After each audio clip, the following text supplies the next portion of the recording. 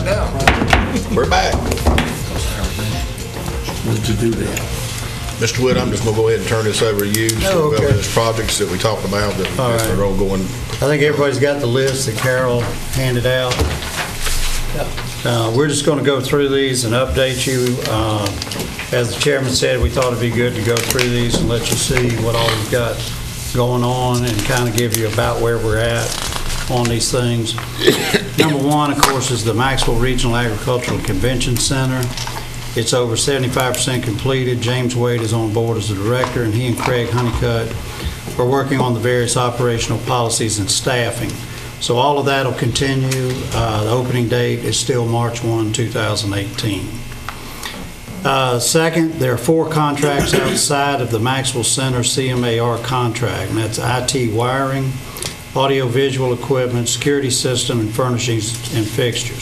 The first 3 are nearly complete, and we will be bidding out the last one over the next 60 days. So James has been working on all of that, furnishings and fixtures, and the other 3 are just about done. So. Mr. Chairman. Yeah.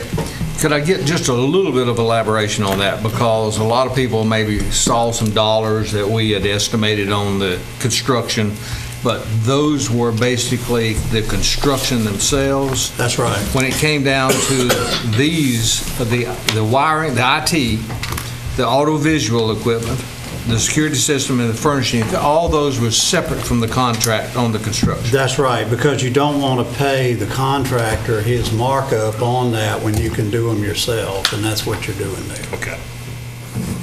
Okay? Thank you. Number 3, we have designed and bid out a farmers market facility to be located adjacent to the Maxwell Center. The bids came in $247,000 too high, and Kendall and the architect are working on changes to the plans to reduce this overrun. There'll be a greenhouse there as well. Once the project is completed, we'll file for the $500,000 North Carolina Tobacco Trust Fund Commission grant we received. And of course, today, y'all took a step forward on that because you rejected those high bids, authorized us to go back and make those changes, which we've already done that with the architect, and now he'll finish up with that, and we hope to get that rebid very shortly. How much was the greenhouse? The greenhouse, I think, is only like about less than $30,000, and that's something Kendall can put up. Okay. And where's that going to be located? Near the farmer's market. And what will we be doing with that? He'll just be growing some plants in there. But that'll be for educational purposes. Kevin will be using that as part of his educational purposes. That's the answer that I was looking for. So, but it's basically that land we have between the parking lot and the large creek that the college has. Well, when I was at, excuse me, Mr. Chairman, when I was at the college yesterday, they already had greenhouses back there on the That's for them. All right. That's for the college. That's for the college. Yeah, that's the college. Yeah, they teach horticulture out there. By the way, that's a new greenhouse at the college. Yeah. Do what now? That's a new greenhouse at the college. Oh, is that right? Yeah. Are you saying they just got it? Okay. So then also as part of the Maxwell Center, we'll be bidding out a storage building for the North Carolina Cooperative Extension Service and Soil and Water Conservation District adjacent to the detention pond for the facilities. And if y'all recall, we received an $83,000 state appropriation for that.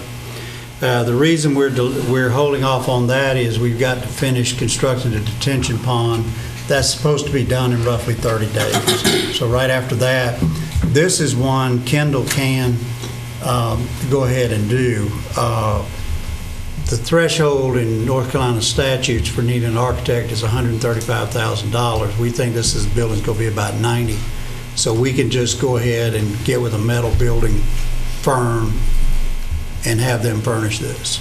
And then he'll pour either he will pour or have poured the concrete slab on it. Now, Mr. The Soil and Water Conservation Group, that's the group that going to be overseeing the stream clean out? That's right. That's right. Okay. Okay. Then one other thing we need to do is finalize the rental rates for the Farm Services offices, USDA, at the Maxwell Center. They rent from us now, the USDA building. We call it the USDA building, we own it. We just lease it to them here. So they're moving over there, and we'll need to work out a new lease with them. How are you computing their lease rates? Let me get with you Okay. afterwards on that. Okay, then the architectural design is almost complete, and we should bid out the new 911 center in November. This will also include an emergency operations center. It's badly needed as our current facility is not expandable, and we need to add dispatchers immediately. If you recall, we had a staffing and facilities study done about 2 years ago on this, then hired an architect experienced in these facilities. So, again, we hope to go out and bid in late November on that. Then we're finishing the specifications for the 911 center equipment, and we'll be submitting a request to the State 911 Board for what they call a reconsideration to get about $2.5 million of funding. We have a working group of Ryan Preble from IT, Daniel Wiggins, who oversees the 911 center, and Mel Powers, and Daniel works for Mel, finishing this evaluation. They visited Brunswick County 911 Center for an in-depth meeting with their IT and 911 Center staff to review their equipment, and the architect's electrical engineer is also involved in this process. So we're just about ready to go with that and put in for that reconsideration. So while the building is being contracted out and the construction going on, then we'll be going after this money for that. Next thing, we need to complete the Spillman software project for 911, EMS, and the Sheriff's Office by the end of December. That was the contract date. So everything is on time for that, and we should complete that in December. The contract to build up lot number 8 in Park East Industrial Park is close to completion. All of the excavation has taken place. All of the new soil has been brought in and compacted in layers. We had 1 or 2 areas where it was a little, had more moisture content than we wanted, but as y'all know, we've had some rain. So they're going to retest that the end of this week and see if everything's good there. But they've already seeded it as well. So everything's pretty close to being finished on that. And then you did this today. We need RFQs for an architect to design a 50,000 square foot shell building, and those have been received and are being reviewed, and as you know, then you just awarded that today. You gave us the authority to hire that particular architect, and now we'll do that contract. Number 11, we also have the same architect will be doing the design for the 4 replacement EMS services stations to improve our response time to 8 minutes for 97% of the county. So I had under review, we weren't sure when I wrote this up if we'd be through today and could award it, but you've done that today. So, and just to refresh everybody's memory, this is a result of a detailed station location study conducted in-house. 2 of the stations will be 2 bays and 2 will have 3 bays. The 3 bays each will house one of our WayNet non-emergency transport ambulances. One of the 3 bay stations is being paid from a Golden Leaf grant of $300,000 as that station flooded during Hurricane Matthew.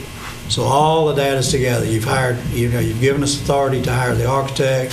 We'll get that quickly approved. They'll get them designed.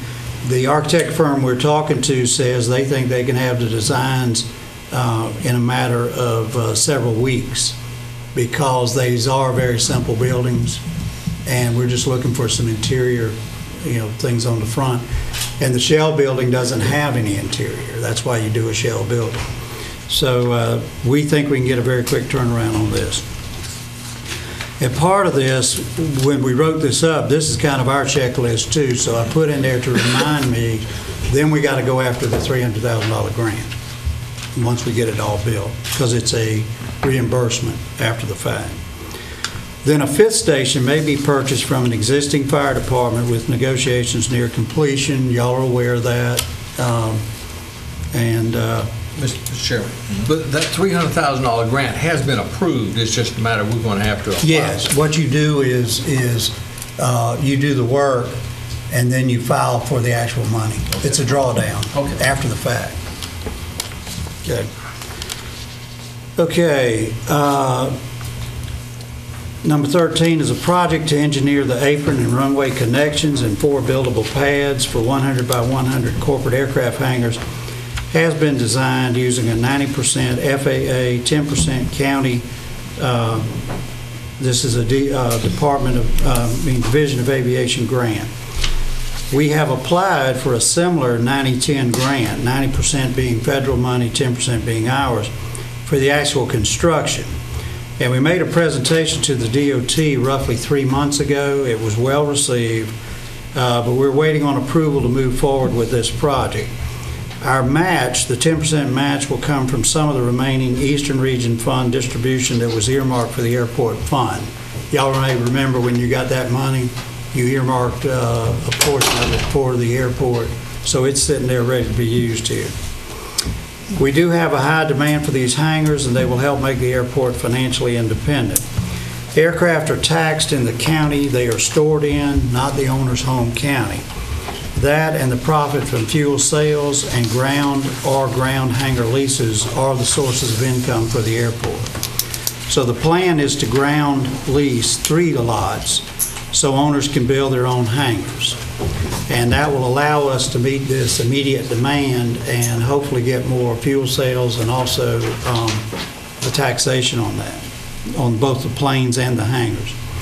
The 4th would be a hangar built by the county, so if we recruit an industrial prospect that needs a hangar, we'll have it available. Because as y'all know, when we did the UNC healthcare hangar lease, that ate up our last corporate hangar. Number 14, a stream debris removal project contract following Hurricane Matthew has been awarded. We got over $440,000 in 2 grants from the USDA and Golden Leaf Foundation. This will be a snag and drag operation to remove these obstacles to clear flowing streams that empty into the Neuse River. This should improve drainage and reduce flooding. The bids were low, so we're going out for a second bid to add still more streams. We got those, just to update you a little more, we've gotten those bids in. We are checking out the lowest bidder now on his references and should have something to you, I think, by the next meeting, right? That's the goal. Also, there was a second grant that we've applied for, so we're waiting on that award as well. So if that gets awarded, that could almost be an additional $400,000. So we can't award anything till we get word on that last grant, and then we'll know what we got. And we're contacting the landowners. We've contacted all the landowners of the first round. Okay. And we're close on some of those, and we'll be starting work shortly. Okay. Has it or is it appropriate to publish that through the newspapers so the public can maybe aware? We can. I mean, we've done that before, but if you want Carol to get a press release out, we can list the creeks that we're going to be doing. I would appreciate one more time. That. Carol, you want to make a note of that? Huh? Okay. Yeah. So that's where we're at on the stream debris removal project. Like I said, the first round is ready to crank up because we had to get the owner's permission. Right. Now, if we don't, one thing we do want to stress to the public is if you got one of those letters and you don't turn it in, we're not cleaning your property. Well, and that's because we can't go on your property without that permission. That's what I wanted us to. That's the reason I asked that question, sort of, George, because oftentimes people will not recognize something. Right. They're not sure about it. Does this mean me? And sometimes, thanks to Steve, you see it in the newspaper. Yeah. It makes it a little bit more final, makes it a little bit more clear. Right. I just want to let you, Public Affairs has been putting it on Channel 10 and on social media, which actually reaches a greater and wider audience. So we have done that, not an official press release, but the information from Ashley has gone out on all of those. And that's a great avenue to share that. But some of our population I want to see the newspaper at And we'll 7, get- 8 o'clock we'll- at night, and you're sitting there. Yeah, and we'll get something in there. Yes, sir. So you're sending out a letter. If you get no response, do we have a follow-up on that? They try to follow up, but if you don't, ultimately, if you don't sign that, Agreed. Then you we can't can't go. go on your property. But I'm just hoping that, Oh, yeah, we're trying to reach out to We won't everybody. miss, we won't miss them. That's my concern. We don't Okay. miss anybody. So, All right, number 15. In order to provide internet service to the Winders Jail, the new 911 center, and the Maxwell Center, the county is completing the fiber loop project under our IT department. They will loop the existing system to the new jail, then pick up the new 911 center, then come back to Wayne Memorial Drive towards the downtown area, and that creates the loop, which gives you redundancy. Then the project will take a fiber line out to the Maxwell Center. In addition, we need redundancy of internet fiber for the 911 center, which has to stay operational at all times. So where we're at right now, the fiber is installed to the Maxwell Center and another leg to the jail. We did the jail first because it came online first. I told them the second priority was to get the Maxwell Center done because that cranks up in March. The other loop, of course, the one we have more time on is the 911 center because we're just now getting ready to bid that out. So then they will do the fill-in there. And so they're ahead of schedule on everything. They're meeting all the deadlines on those 3 buildings. Everything's fine there. And Ryan's estimated that the project is about 65% finished. But everything is going according to plan on that. Number 16, we're negotiating the engineering contract with Withers Ravenel to design a replacement sewer lift station near SPX. You'll recall the county received a $178,000 grant from Golden Leaf Foundation for this work as it flooded during Hurricane Matthew. They're indicating that the original estimate may be too low, but we had a very good meeting with them yesterday, and we're not sure that it's too low now. And the other thing we are debating is whether or not to do a full replacement or some rehabilitation and some replacement. So what we did authorize yesterday, we have not entered into the full agreement with them yet. We did authorize some soil testing out there because, as y'all know, we may have some contaminated soils out there, and we need to know what we've got because that's a big ticket number in their estimated cost. And if we get lucky and that's not there, we can reduce that number significantly right there. If not, we have to go through as we bring that soil up and dig it and everything. Y'all know that area is so low, you're going to bring up water as well. And we'll have to do what they call well pointing, which is basically where you've got to go in there, put like a little box around where you're trying to excavate, and then basically you're pumping it out. Well, if that ground is contaminated, that groundwater is contaminated, and then we have to pay to have that treated. So this is a critical issue for us as to going ahead and doing this going ahead and doing these borings and see what we've got out there. Okay. That's bad. Okay. But that's it. Number 17, an engineering firm in conjunction with a utility rate financial firm has been selected, and a contract negotiated for them to study the possible merger or regionalization options for the Goldsboro, Fremont, Eureka, and county sanitary sewer systems. The State Treasurer's Office is providing a $50,000 grant for this study, and actually, they're the ones who asked for it, but the grant is actually coming from North Carolina Department of Environmental Quality. The bottom line is it's state money. The other 3 entities have been included in the selection process of the 2 consultants and the formulation of the scope of work for the consultants. Once the report is finished, each entity will determine if it wants to proceed with a possible merger or other regionalization option. I just want to stress this is a complicated matter, as the physical condition of the systems is critical because nobody's going to want to take over a substandard system. That's one issue. And then the other thing is you have 4 separate rate structures right now. And if you were to go together on them, you've got to end up having one rate structure. And so this is not an easy issue to work through. I just wanted y'all to be aware there are a lot of complications to it. But that's why a lot of it really depends on not so much on the engineer, but on the rate consultant, because that's going to be the tougher issue. Number 18, a contract was awarded in early October for the sewer lift station in Forest, Maine, from Grantham Elementary School and Middle School to our landfill. This bond project came in about $458,000 less than budgeted, freeing up money for other bond projects such as the Maxwell Center. And I am recommending that y'all move that money over to the Maxwell Center, because as y'all know, we've got these 4 contracts that are outstanding there. Just to reiterate there, I want to make sure everybody remembers this. You remember we had, initially this project was going to go from the middle school to the landfill only, and it'll go down 13 and then take a right and then get on Landfill Road. But the school, they were also having some septic tank issues at the elementary school. And so what we decided to do was to correct that problem at the same time. So there'll be a small pump station there, which will pump it down to the pump station at the middle school, and then it will go over to the landfill and from the landfill, it goes into the same manhole that our landfill leachate goes into, and then goes on down to Goldsboro to be treated. So we're taking care of 2 problems here.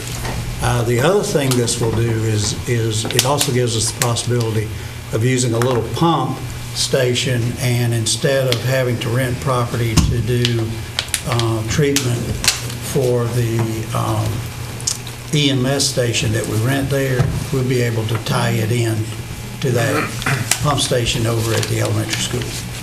So we're actually correcting 3 things with this. Once it gets to the landfill pump station, about how many miles are we talking about? 7. 7. And at that point, it then feeds into a manhole, which is then gravity the rest of the way over to, well, it's gravity till our next series of pump stations. And one of those pump stations is the one you're trying to replace at SPX. And then you have one more, and then that sends it to Goldsboro. Okay, number 19, the county received a AA2 bond rating from S&P and a AA- from Moody's Investor Services on the most recent bond issue. We were extremely pleased that the 2.81% average interest rate was so favorable. We sold about $36 million for the Maxwell Center, the replacement Meadow Lane Elementary School, 22 elementary classrooms in the northern part of the county, a new gym, and Ed, I left it off, but it's a new gym and 6 classrooms at Southern Wayne, and then HVAC for 4 gymnasiums. The Meadow Lane Elementary School will have a wing that will replace the Edgewood Developmental School. Y'all recall that, the school out at Rosewood, which will save a significant amount of operating expenses. No tax increase was needed as the county has $1,263,000 in reduced debt service payments beginning in fiscal year 2020, and another $1.2 million reduction in debt service payments beginning in fiscal year 2021. We will use some fund balance in the general fund in fiscal year 18 and fiscal year 19 to bridge those 2 years until the reductions begin, and we've already done one of those in the current budget year. So you've got 1 more year to bridge, and then you're fine with that. And the reason I mentioned all of that is we don't have to do any of these, but we'll be working with the school system on all these projects. So, and our interest, of course, is to make sure that these projects come in for the $36 million that we budgeted. Number 20. We have closed on a 5-year option agreement with Bryan Holdings for about 118 acres of property behind the T.A. Loving corporate offices on Paytown Road. This is for a new industrial park. The option is for us to draw down any or all of that property as we determine at $15,000 per acre. This allows us to develop it as an industrial park without tying up a lot of money on purchasing the property. before closing on a piece of property, or before closing on this option agreement, we worked out a three-party agreement between the county, the city of Goldsboro, and the Wayne County Development Alliance on who would pay for what portions of the development. This is a first for us. You know, we've got it spelled out in writing who's going to do what on this. In order to assure it was not annexed into the city, the county agreed to split its property tax with the city. The city agreed to install the water and sewer lines. We also have a provision in it to share in any profits from the sale of property. And this is what's left to do. We have $350,000 budgeted for a sign, some roadway, and a master plan, which is not yet begun. But in the next few months, after we get a few more things off our plate, we plan on going out and trying to hire the engineer for that as well. Okay, before you move on, I'm told that lunch is here, Okay. and I think some folks are hungry, so. All right. It's okay with everybody, we'll go ahead and recess for lunch, and we'll be back. So Steve can take more notes.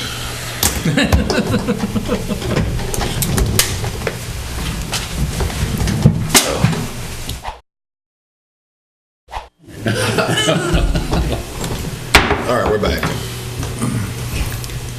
Okay, we left off at number 20. So number 21, we've just completed a 90% FAA and 10% county airport runway lighting replacement project at the jetport.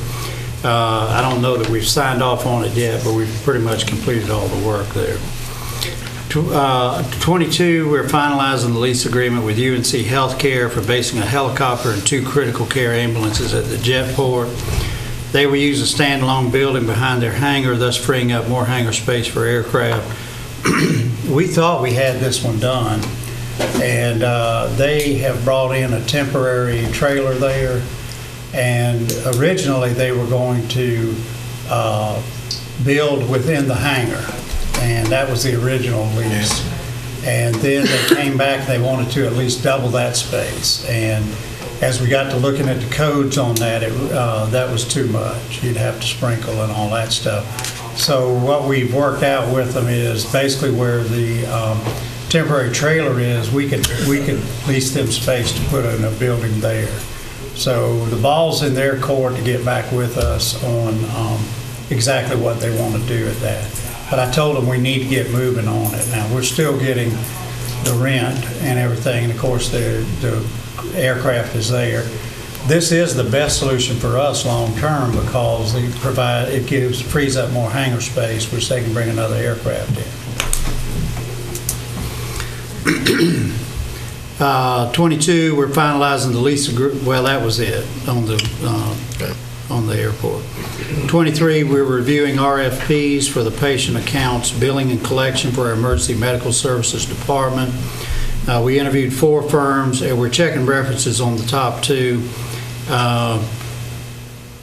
Either one of these would save us about $150,000 annually.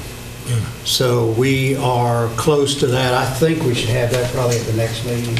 We're heading out to Wake County and Onslow County tomorrow to look at the 2 finalists and kind of get a feel for those people who are actually using it. And then we'll make a recommendation, hopefully, at the next meeting. Do we have any more contracts out there that we haven't been rebidding over the years that we don't know? No, as we find them, we're trying to do that, but I'm not aware of any right now. Take 2 or 3 of these to make real money. Yeah, a few more of these would be good. 150 annually is real money.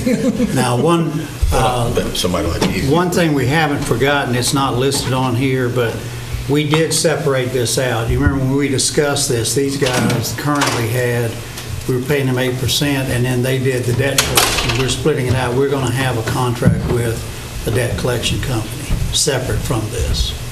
Well, that's the only way you're going to keep them honest. That's right. I mean, my gosh. Right. We went through all of that. So that's on Craig's list.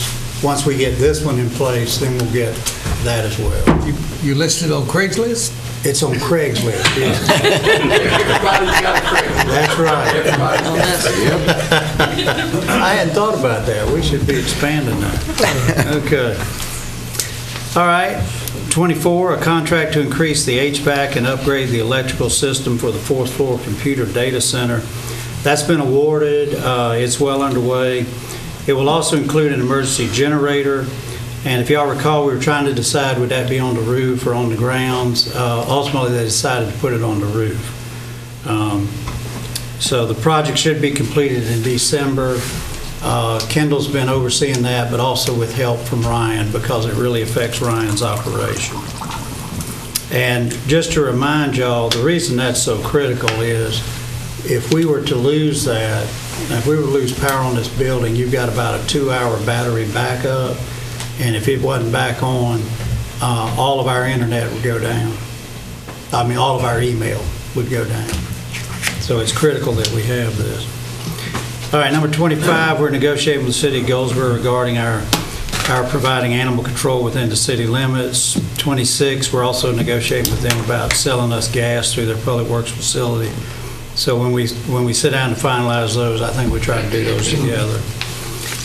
Then, speaking of the city, I tried to lump everything with the city together. We need to acquire the FEMA properties in the Busco Beach area from the city. We need to amend our noise ordinance to drop the decibel level.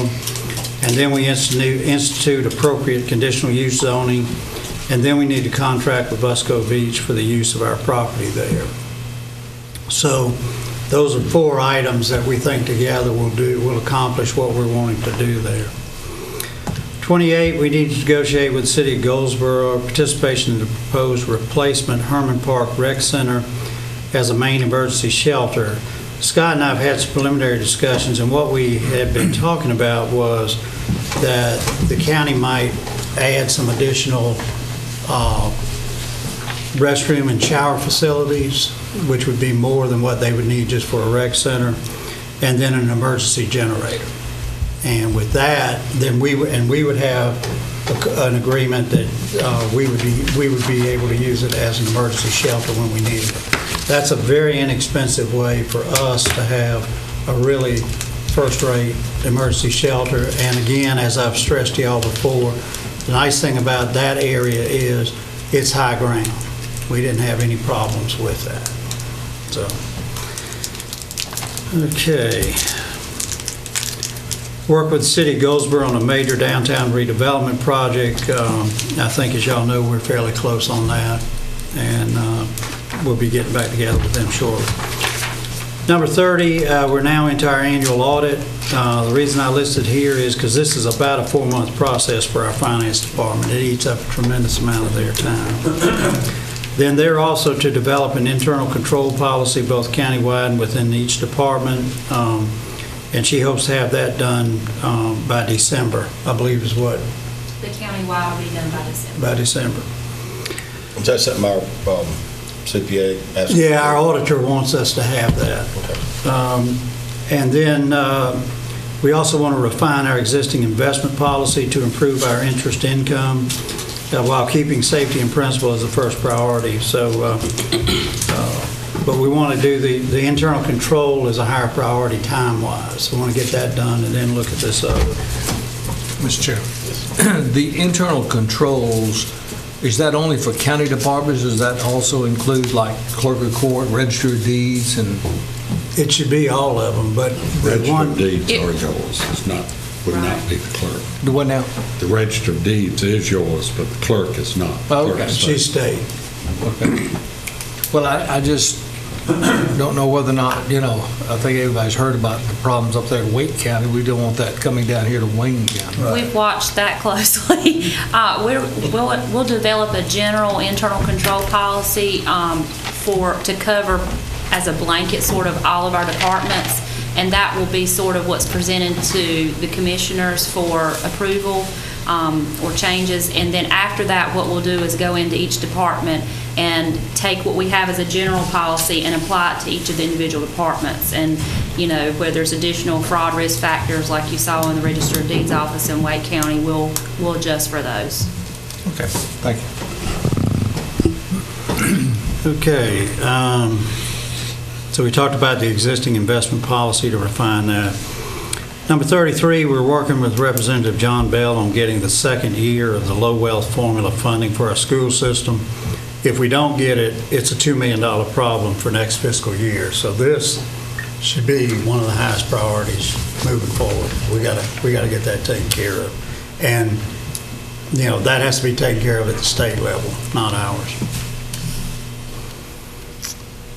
We need to remove the old Crisis Pregnancy Center building in front of the Veterans Affairs Office and incorporate that space into the existing parking lot. You've already voted on that. Remember, you declared that building surplus and authorized us to demolish it. So that's on our to-do list now. The Planning Department needs to help select the CDBG consultant to administer the $25 million CDBG DR grant. And where we're at on that is we have sent out the RFQ on that. So once we get those responses back, then we'll be going through those, evaluating those, and then come back to you with a recommendation on that. Mr. Yeah. May I back up a minute and ask you a question about number 33? Mm-hmm. If I understand the overall project, we lowered the tax rate a certain amount, and that took us below the threshold at the state. Yeah, it did not initially, but it has this current year. Okay. But you lowered the tax rate about four or so years ago, and you were Right, fine then. well, that started it. Yeah. Well, my question is, while we save the taxpayer X amount of dollars by lowering the tax rate, over time, would it be beneficial to raise the tax rate back up so we go back above the threshold where that low wealth problem exists, so that we will cure the problem? Because if my math in my head plays right, while we may save a certain several $100,000 for the taxpayer by lowering the tax rate, we turn around and we'll have to spend the taxpayers' money in lump sums, starting with that $2 million if that problem is not corrected. You see what I'm talking about? I'm talking about It's a moving target. You can't, if you were to raise it this year, you don't know that that'd be good enough for next year. And you're always going to be a year behind. Right, and if you remember, remember I gave y'all a report and we showed the trend line on that, just what Gordon's saying, it keeps moving up. But what I did find is if you needed $2 million, that would take about 2.4 cents. So, and that's about what we're losing if we don't get this. So what he's saying is you wouldn't keep trying to stay above that and just make up the $2 million. And then you're whole. But our first plan of attack is to go back to the legislature and see what John can do about getting us the $2 million from the state. But if you recall that memo, we went into all of that, and I'll be happy to share that with you again. I just saw that. I just wanted to. Okay. Well, Mr. Chairman, if I could, as you're having those discussions, all we're asking for is to include Wayne along with Onslow and Cumberland County That's correct. as an exemption. To treat Got to us the drop the same level way from as that. 25 to 18. Yeah. Oh, you're right. You got That's to what drop I- it. Yeah, but the problem you've got is, see, they didn't do And that was solid. They didn't do the budget bill like that. I know. So he was able to get us the $2 million this year, but we don't have it in next year because they didn't do it in the biennial budget. Okay. And so that's the crux of the issue for this year. Now, what those two counties do is every 2 years you have to keep lobbying to make sure you're included in that exemption, and we need to get in that. You're exactly right, Joe. We need to get in that, and then we need to stay in it, and then lobby our delegation every year to make sure that's written into the budget bill every year. And George, that was my concern, that we would have to continue to lobby versus. Well, you will. But worst case, if you come up short one year, you could either use fund balance if it's a one-year thing, but if it's going to be continuous, then you may have to look at going up. But I would argue if you can get it into the biennial budget, my take on it is once you get it in there, you're probably okay, because Onslow and Cumberland have had it for 6 or 7 years now. and they haven't had a problem Yeah. with it. Isn't there 4 counties, including Wayne? Well, it's. Well, there's 4. Craven, Yeah, Craven has it, but Craven is not low wealth, Wayne. They're too wealthy. Okay, all right. Too much water. I mean, they meet the military installation, but they don't meet the low wealth. Okay, all right. School population is the key. Yeah. The way the bill's currently written, Right. where we missed it. That's where we missed it. That's exactly right, Joe. I think they have, the lowest is like 22,000 or 23,000, and that's Onslow. And what we were asking for was 17.5. Y'all remember, we're at around 18, but we want to give ourselves a little leeway, because you never know if that population is going to go down a little bit. Okay. So again, we have that on the list because you can't forget it. We got to get going on that. And I need to get back with John and see where he's at on that. Okay, we talked about removing the pregnancy center,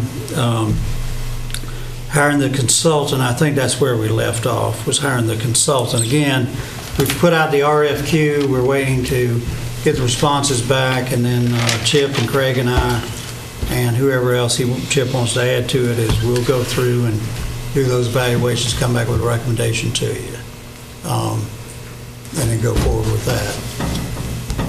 While we're talking about flood relief and so forth, there are a lot of families out here that are without a home.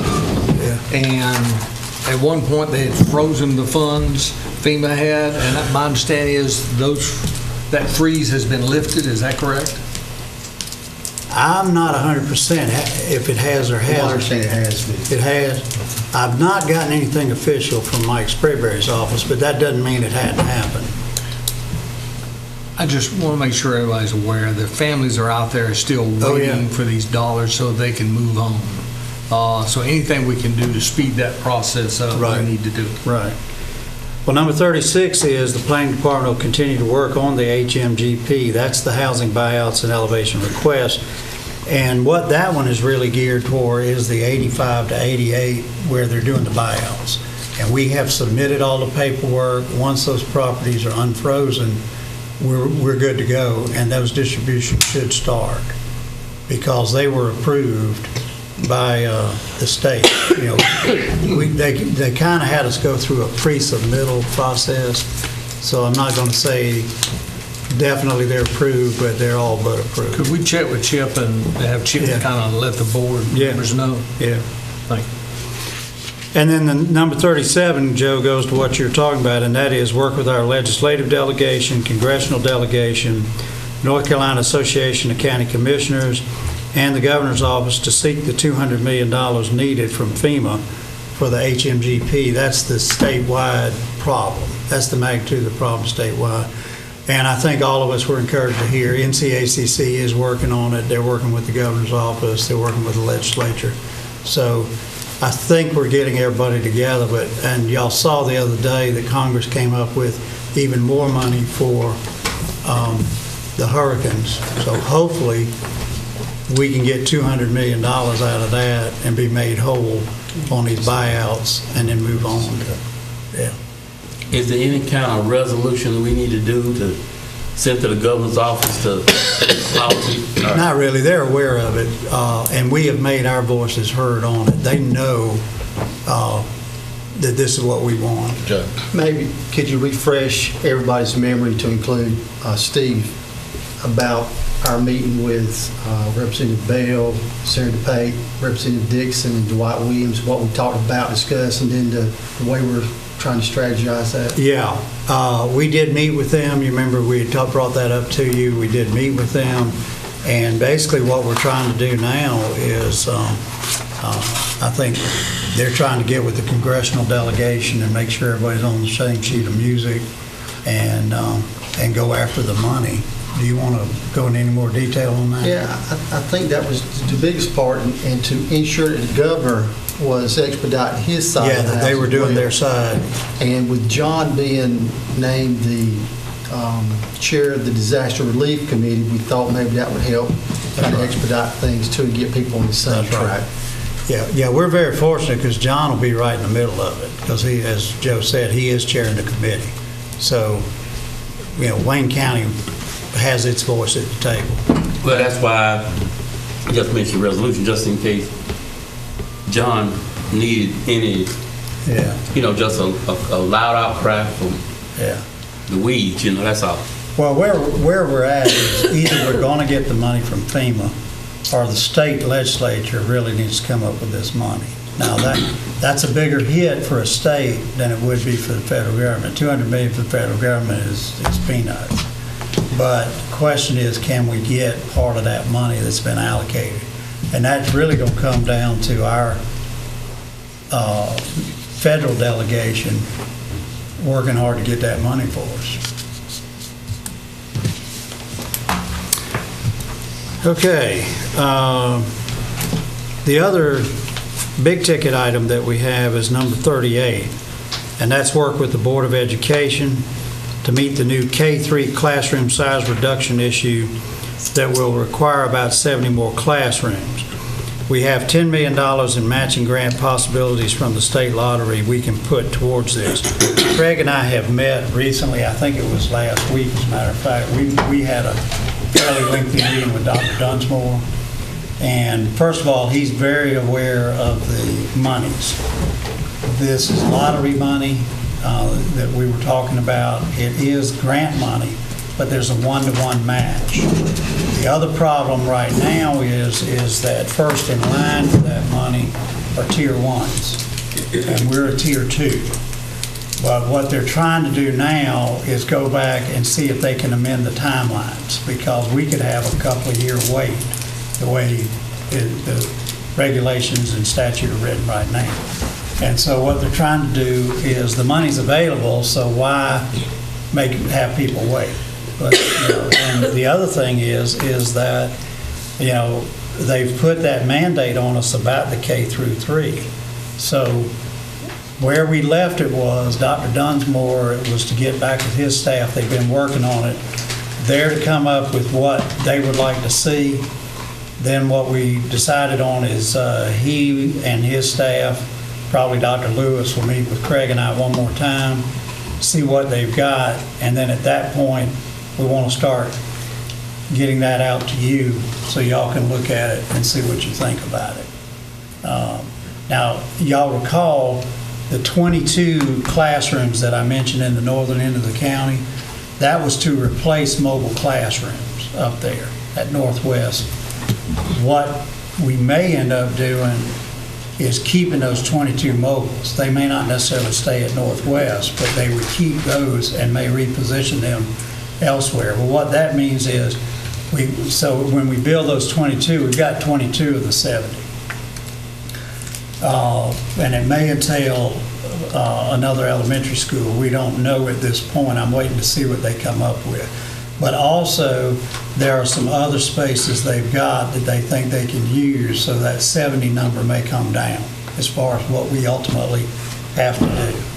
But just to refresh everybody's memory, this is where the legislature's come back and basically mandated that the attendance, the maximum attendance in K through 3, my recollection is, ultimately would go down by 3 per classroom.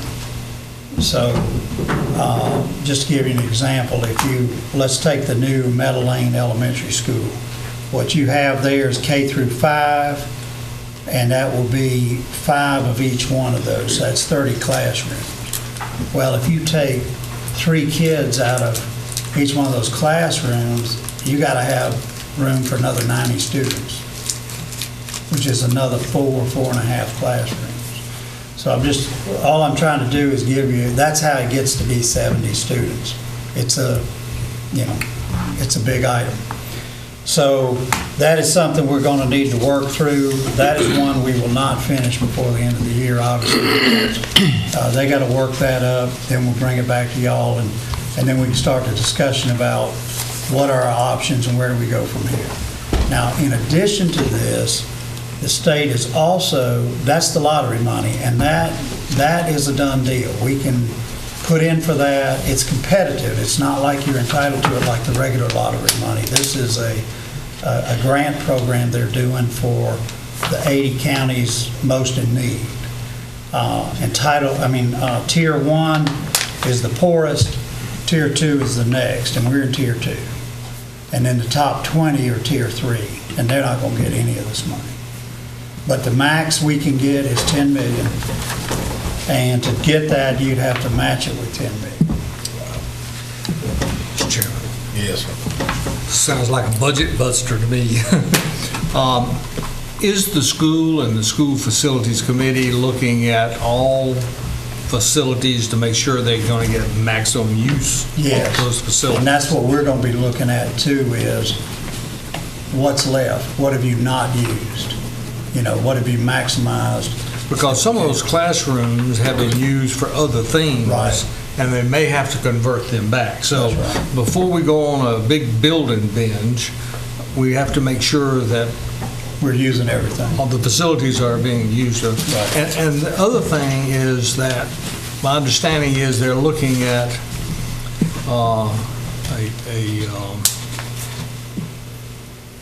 a movement of lines, district lines, to better use those facilities. Am I correct? That's my understanding, but that's part of what I need to hear back from them on. Because, y'all read the paper like I've read the paper. I get the sense you've got two different philosophies about how to redistrict schools. And I'm not sure how that's playing out. Well, we pretty well have spent the sales tax revenue on the school side. Right. So if we are going to provide 70 classrooms, then that means those dollars are coming from the county. Yeah. So we have to make sure Well, they're using. half of it is. If we can get 10 million. Well, agreed. If we could get that, but you're right. The problem is that we're Tier 2 and Tier 1's going to get it first. Right. So, It's pretty hefty tax. and we're under a time restraint here, so we have to make sure that the school board is really looking at the use of those facilities. That's exactly right. And that's the core issue. That really is the core issue. And you remember the charts I've given you before that we used in another county. I really think we need to look at something along that line so that we're assured of where everything's being used.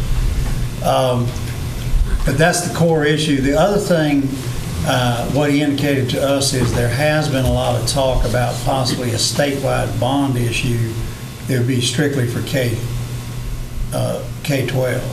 The one, what was that, in 15, the $2 billion was primarily, I think, roads, the university system, some community college system, but there was no K-12 money included in that. So now if they do that, that should be where we get, some of that money straight away. Although they might put a match on that, I don't know. Just so y'all know, the match requirements, if you're Tier 1, the match is you only have to match $1 for every $3 of state money. So said another way, you got to come up with 25%, the state comes up with 75%. Okay? When you get to Tier 2, it's 50-50. So we're having to pay half and they're paying half on that. So, and if you're Tier 3, you don't get anything. You'll make us a Tier 1 pretty quick doing that. You got a question? It's been a few years since I've been around elementary schools, at least a couple since both daughters have graduated from there. But Yeah, it's been a while. yeah, and I heard what Commissioner Daugherty said about some of the rooms have been reused for different purposes and stuff and repurposed, and I understand that. Do you think the Board of Education be open to some of us or any or all of us taking a tour of some of these schools so we can kind of get acclimated what the growing pains are? Absolutely. Absolutely. And probably what we need to do too is have a smaller working group. And that may be, for instance, our facilities committee and maybe whatever, I don't know what they have, like if it's a facilities committee or capital programming committee or whatever. But yeah, I think as far as touring the facilities, I think that he'd be more than happy to have y'all do that. Okay, anything else on that? So I think those are the three biggest, money-wise, those are that and the health department are the four biggest issues you've got. Well, just to wrap up, I know that's a touchy subject, especially when the Board of Commissioners in any way sticks their nose into the school facilities. And I certainly don't want to open up that can of worms, but we would want their facilities committee to come up with a plan of showing how they're going to address this. And that's what he's working on now. Okay, good. And that's what he's going to bring to us, and then we'll bring to you. Okay. Number 39, Canterbury Village and North Creek Subdivision Street Repair Project is underway. To refresh your memory, this project is being paid by special assessments on the affected properties. The county borrowed the money in our $36 million bond issue and will charge 5% interest on the balance, which property owners will pay back in 10 equal annual installments. This is the first such project for Wayne County. The project has run into telephone and water line relocation issues, but those have been worked out. They will be an additional expense to us, but I think we're working all those out. We also had to remove 2 trees from ditches. Currently, the engineer believes that a reduction in estimated quantities should offset those, and that was good until late last week. We may have some additional costs because we're running into some more utility locations. It depends on how many of those we have. As of right now, the savings on the quantities are offsetting the utility issues that we're having, but that may not hold. So, but as y'all recall, the way this is set up, the people will pay, you take the total cost to do the project, divide by 121 lots, that's what they pay. And just to refresh your memory, those bids came in very low compared to the estimate. So we're still way below what we told them we thought it would cost, even with making these changes. Mr. Wood, if I could, I've had several people call and ask if they started out on the 10-year installment plan, but then maybe next year were able to pay it off in full, that would be acceptable. Oh, yeah. You can always pay early. Always. You just can't pay late. But I wanted you to say, that's what I told them. You can pay early, you can't pay late. But I wanted you to say it publicly, so Okay. maybe if they're listening. Right. Okay. Of course, there's a 5% penalty for early payment. Ask a question. I didn't see that in the statute. I get questioned from time to time. Do we have a completion date? I would say probably towards December now, because these utilities may run us a little bit later than what we were planning on. December-ish? Yeah. We were planning on November, and he may still meet that, Joe. I'm just throwing a little bit of time depending on what that takes, because we're dealing with the phone company and Duke on The that. specific date by them was the 19th. November? Yes, sir, but as Mr. Wood said, with the additions, it's probably going to And when did this project start? August? July? July. Really? It But- takes a while. Yeah. No, but everybody was acting like it would take 6 weeks to be done with it, Yeah. A little more complicated. A little more complicated. Okay. Any more questions on that? If not, number 40, an architect's been hired to master plan, then design the BOC-approved components for a public safety training facility for law enforcement, fire, and EMS training. It is being done in conjunction with Wayne Community College, which teaches all those courses and runs the certification programs for them. Our plan is located on the WCC campus. Dr. Walker is in favor of doing this because that enhances their program if they're able to do all the field training there as well. We've got a 7-member committee of 3 volunteer fire department chiefs. The assistant county manager, Craig's pretty much heading that up. Emergency Services Director, Sheriff Pierce, and Mrs. Beverly Deans, who's the Wayne Community College Dean over public safety. I've also gone with them on 5 site visits. We went to see Rowan Community College. That's community college, not country club. Rowan Community College, Gaston Community College, Asheville Buncombe Community College, Sand Hills, and Cape Fear. We've had 1 additional meeting after that, or maybe it's been 2, since we went on those trips. We've been narrowing down what it is the components they would like to see. So our next meeting is to narrow down a final list of the components we want. and in what order to build them if we should phase it in multiple years, because that's going to be a decision for this board to make. Both decisions. One, what are you willing to finance, and then how do you want to finance it? And what we plan on doing is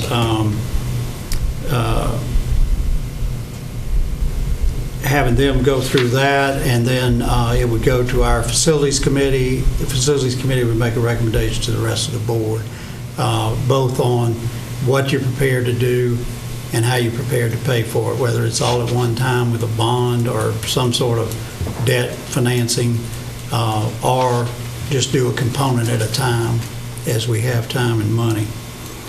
Now, our intent is that the county would build it and then have an MOU with the Wayne Community College to operate it. And under North Carolina law, counties must provide community college facilities and maintain them. Ideally, we don't want to go through the state construction office, but it's still, we're still not sure we're going to be able to do that, which to me is a disappointment. I think we can do it faster, as we've seen with the Advanced Manufacturing Center. But here's the other thing, and I had Borden research this. Y'all know that the county can get reimbursed all of the sales tax on materials and that go into a building. We know that K through 12 K through 12 public school systems cannot, and which is why we have them deed the property over to us and build it that way as we as the owner.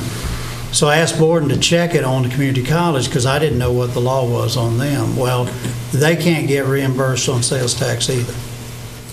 So if there's a way that we can build it and not go through state construction, we're the owner and we can get the sales tax back, that lets us build it faster and it lets us get the sales tax reimbursement.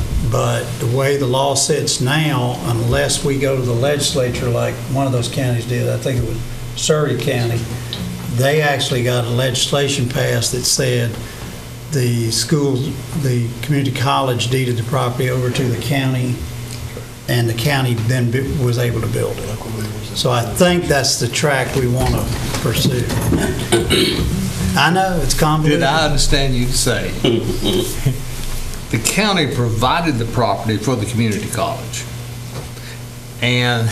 but for the community college to deed the property back, they had to go get special legislation? That's how they did it in Surrey County. That's how they did it. Well, why couldn't the community college just simply do like the schools and just deed it over to the county? Statute says they can't, and that property that they conveyed to you for the Maxwell Center and the things, they had to get the permission of the state community college board to deed that to you. Well, could they not get them to do that on That's what we're going to see, if they can do it, and if not, do we have to go to the legislature like Surrey County? The reason that Surrey did it, as I understand it from looking at what they did, they wanted to own it so they could then put it up as collateral. They were borrowing money to do what they were building. And we may very well do the same thing. So that makes a lot of sense. But we need to get that confirmed. I think the board's pretty comfortable that's where we're at. And if so, then I think we need to find that out early and get that into the hopper come January and get the legislature to vote on it, because we've already seen what using state construction. Yeah, we don't want to do that. And again, I just want to stress to you, if you use state construction, we can't get the sales tax money back, or they can't get it back. Okay. Okay. Let's see. Okay, we've talked about that one. Number 41. This one's been updated as of this morning. I had down, we're negotiating an architectural contract with MHA Works of Greenville that has two phases. Phase one is to study whether the current health department building should be renovated or a new facility constructed. That's what you approved this morning.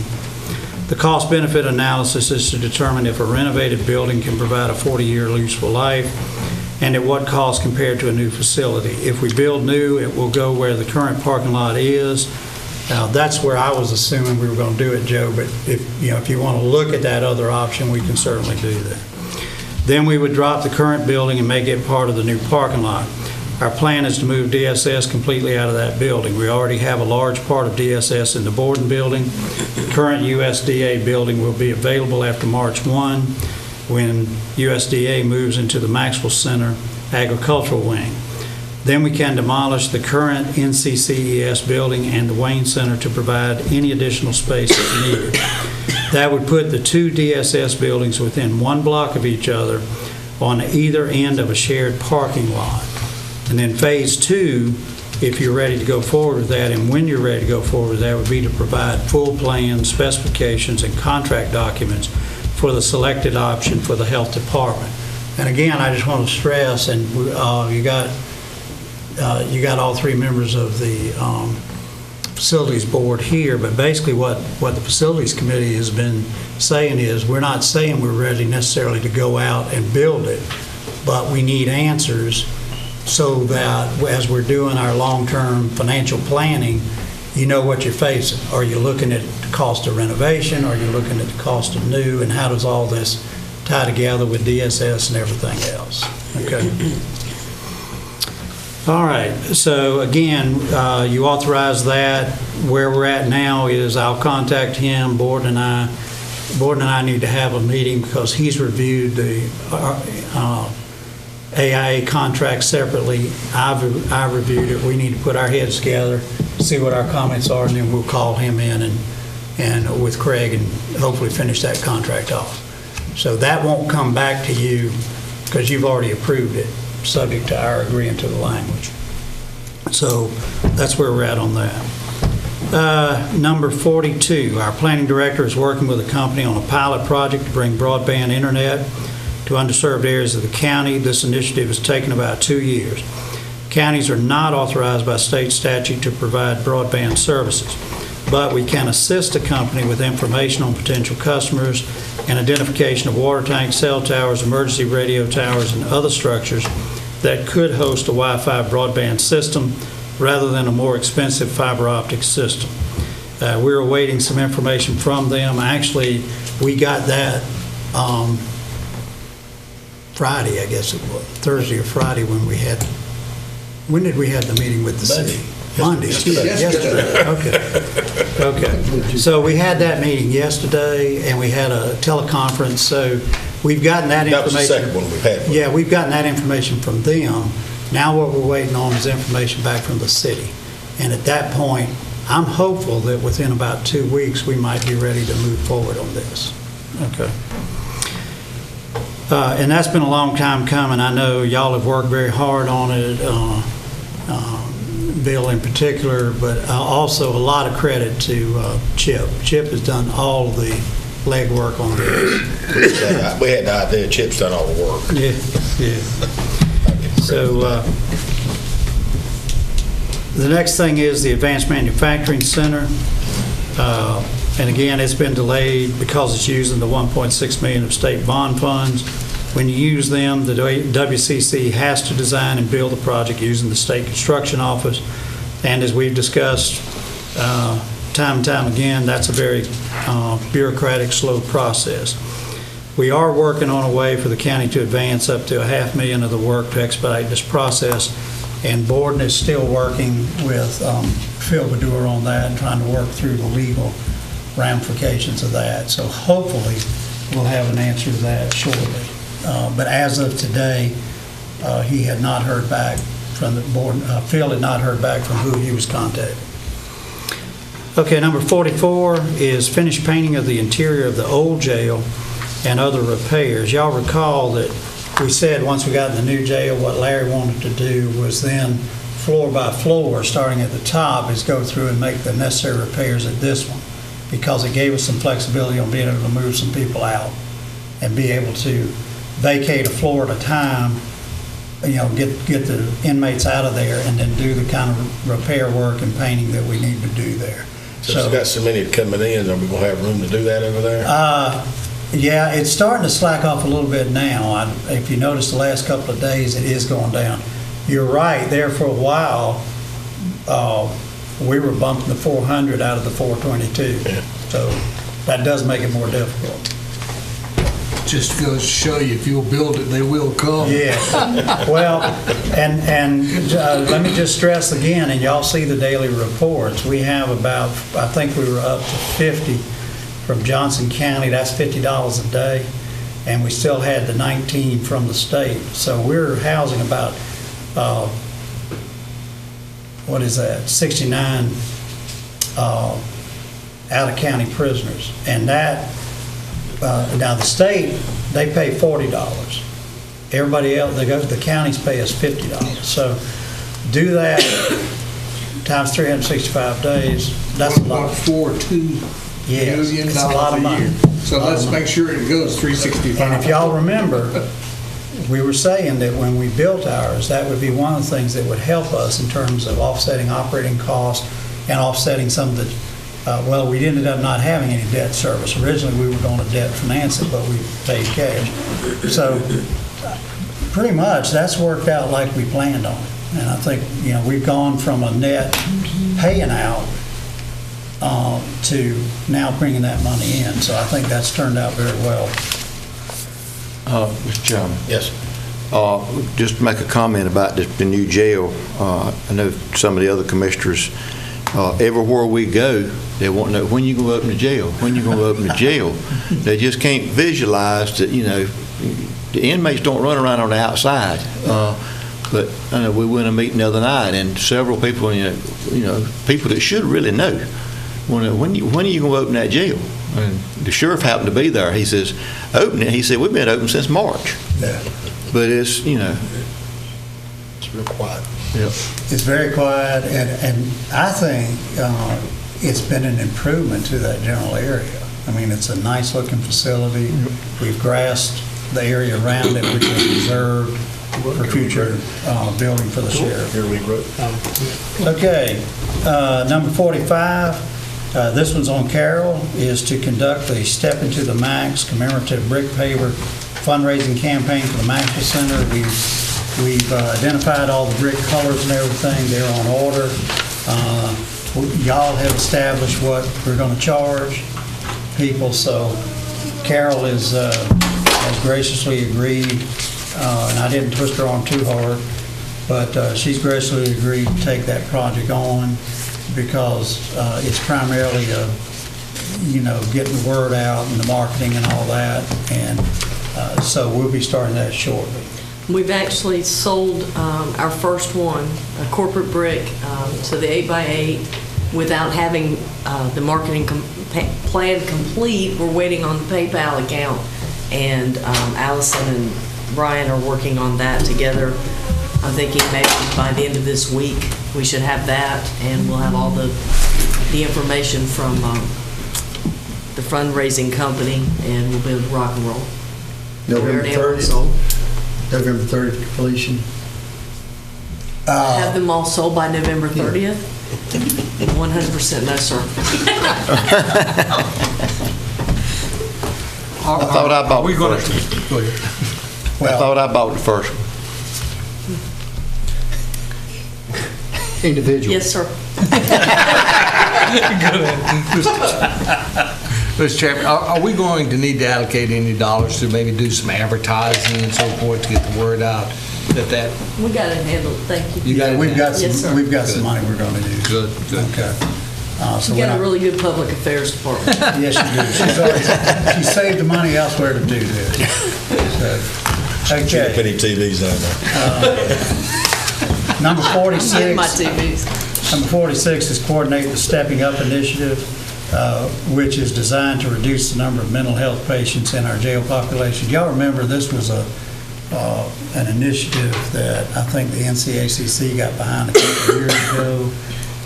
But we're able to go to school now on what some other counties have done. But a lot of the problem is, as y'all know, is we've released a lot of people. We no longer institutionalize people like we used to do. Problem is, a lot of those problems didn't go away. And if they don't stay on their medications or do certain things, a lot of times they end up in our jail population. And so this is talking about ways to basically divert people who have mental health issues and get them out of the jail population, if at all possible. So, and that should go hand in hand with services from East Point and these other agencies like that. So, Carol, I know you're working on that. You've got a committee. I think the sheriff's involved. And We do, and Craig is the one giving me guidance, but thrilled to say that from Cherry Hospital to East Point to Wayne Memorial to our OES and Sheriff's Department, city, that nobody has turned us down to work on this because it is a huge problem. So we're still in the infant stages, but we hope to come up with a plan and start implementing that soon. But this is a problem nationwide. And NCACC's been trying to work on it here in North Carolina, but that's what's led to it, is we no longer institutionalize some of these folks. And again, some of them can lead perfectly normal lives as long as they stay on the medication thing, but if they don't, then we get episodes and then we end up being called and they end up getting arrested or something like that. Okay, number 47, Carol's working on this, finalize the ceremonial naming of a portion of the new US 70 bypass for the late North Carolina Senator John Carr III. Very excited that the governor is going to be here for that. November the 3rd? Yes. It's November 3rd. Friday, November 3rd at 11 o'clock in courtroom 1. And obviously the NCDOT, but both of the senator's sons will be speaking, and the chairman has passed on the speaking portion of it for the Board of Commissioners to Mr. Aycock because of his relationship with him, so we'll be working on that. Thank you, Mr. Aycock. But it's going. It looks like it's going to be a very large event, and that just speaks a lot for what Senator Carr did for Eastern North Carolina. So. And then we're down to the last two. 48, continue redefining the Public Affairs Department's marketing plan. Carol's working on that, and I think y'all have already seen a marked improvement in that area. Amen. So, and then 49 is continue filling critical positions and support staff. And the two that come to mind, I think there's a few more, but the two most critical right now is getting the assistant county manager slot advertised and filled. And of course, Andrew needs the paralegal for his office as well. And both those ads, I believe, are out, aren't they? So, Mr. Chairman, just to round that off to a number 50. Yeah, you got something else? Finalize the erection of the new Welcome Wayne County signs. I am still pushing for them daggum signs. The last I've heard, they have been ordered. There was a problem with the paint print shop, the paint, but I've not received the response back what the solution has been. But they're ordered, paid for, contracts have been signed. It is in the state's hands. 2 years to get a new signs. So they have to, hire an architect to do it? We have to do a request. They have to go through state construction. And then state. You took my line. That was my next line. What was the line? State construction. Then we have to do a request for proposal. Anyway, the only other thing I want to comment about this is, obviously the reason we did this is we wanted to make sure y'all had an awareness of how much we already have in the hopper. And as y'all know, in closed session we talked about one or two other things. But we do have a tremendous amount in the hopper at this point. I've got about 2.5 months left, so what I'm trying to do is get as many of these either well underway or off the list as possible. Typically, you have your goal-setting retreat in January, and so what we'd like to do is, as much as possible, have many of these off the list, but whatever remains really would be your carryover list to start with the planning process. I will tell you, I went through and put a tick mark by mine that I thought we might be through with through December. I'm confident that we should be able to get about half of these done. So that would cut it down to about 24, 25, but that's still a lot to hold over. But for instance, some of those also would be close to fruition because a number of these have to do with the Maxwell Center, and we all know that'll be 2 months later, March 1. Everything's got to be done there, and we fully intend for it to be done. But so that's where we're at. The staff is working very hard on these things. Craig's been a tremendous help on it. He has read into all of these, and that was the other objective, so that once I left, he was fully ready to take over what was left to do. He's there now. He's been there for a couple of months. So we do a lot of these together, and others. I take some, he takes some. So we're making a good push. Again, I do think we can knock out about half of these before December 31st. So with that, does anybody have anything else? Well, if you're going to knock out half of them by then, so then we'll be down to 25. And then we'll have our meetings and planning sessions in January and add another 50 to it. There you go. There you go. You better find a revenue stream too. But that's where we're at. Does anybody have any questions on any of them? No. As y'all can see, our plate's pretty full. Any more business come before the board today? I make a motion to adjourn. We adjourn. Bye.